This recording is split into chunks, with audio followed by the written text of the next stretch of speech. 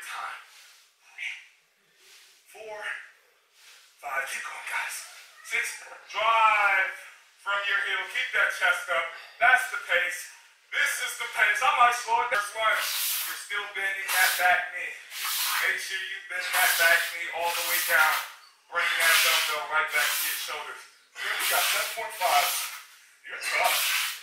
That's heavy. That's strong. I love it. To the shoulder. Bring it right back down to 90. She's externally rotating, pressing that palm outwards, just right there. She has this arm at 90. I see every muscle in her. Time to get all the way in.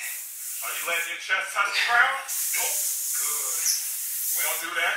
Week 5. All right. Maybe week 1 you can do that. Not week 5. Nah.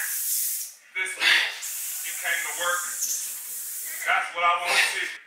2, 1, up. We got 12 reps. 3, 2, 1, up. 3, 2, 1, up. 3, 2, 1, up. Keep here. And down, up. Tight. Down, up. Tight. Down, up. Tight. Up, down, up. Push off your heel, okay? I want to see your front foot push from your heel. Tight. Tighten it up. Tighten it up. That's it. Right there. That's the tempo. Every time you go up. 3, 2, 1. That's the tempo. Make sure your knees are right at your hip, okay? Your shins are parallel to the sky. You are not touching the ground with your heel. You're just descending it at least 1 inch from the ground. Then you get right back and just fall. Make sure when you fall, both toes are tracking forward. My knee is over my toe, and I'm right here, tracked over the toe. Okay, fall into it, reset. Okay, so I just finished up with total body tempo. Total body tempo. So what he does with this workout is he gives you 2 exercises. You go for 3 rounds, and then he gives you new 2 exercises, 3 rounds, 2 more exercises, 3 rounds, and then 2 more exercises, 3 rounds, for a total of 4 total different kind of blocks, and you do 3 rounds for each one. But every single time you're doing an exercise, he has you go at a different tempo. So he may have you go 3, 2, 1, and then explode, or he may have you just go 1, 2, 3, 4, 5, 6, 7, 8 as fast as you can.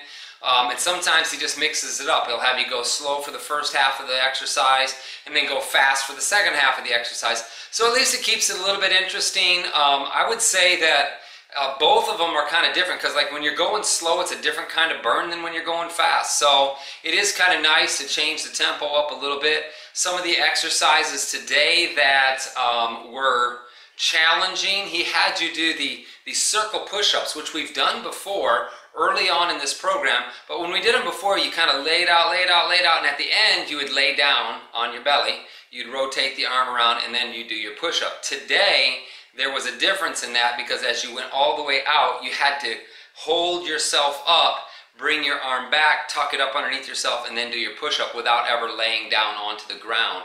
And so that was challenging, especially when he had you going super slow. When he had you going faster, I think the last round was fast, so it's like 1, 2, you know. So the exercise was going a lot quicker. I'm not sure you get all the way out when you're doing it that way. Probably not as activating for the core that it could have been.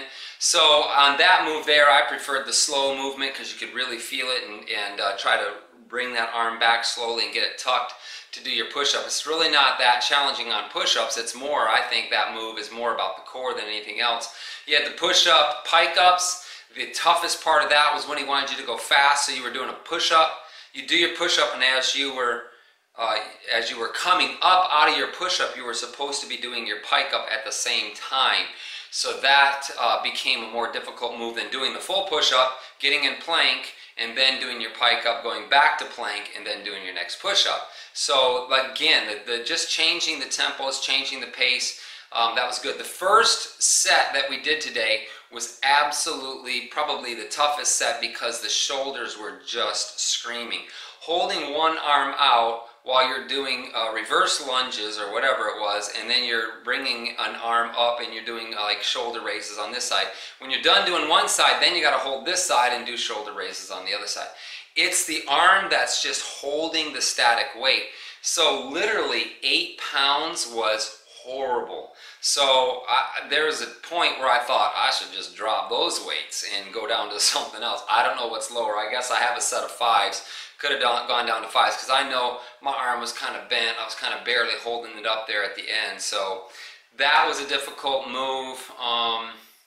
Anything else difficult? I would say the last set, the last 2 moves were the easiest 2 moves and the 2 moves that took the least amount of energy, which was kind of nice because, you know, you kind of get to that last set and you start to run out of gas, so to speak.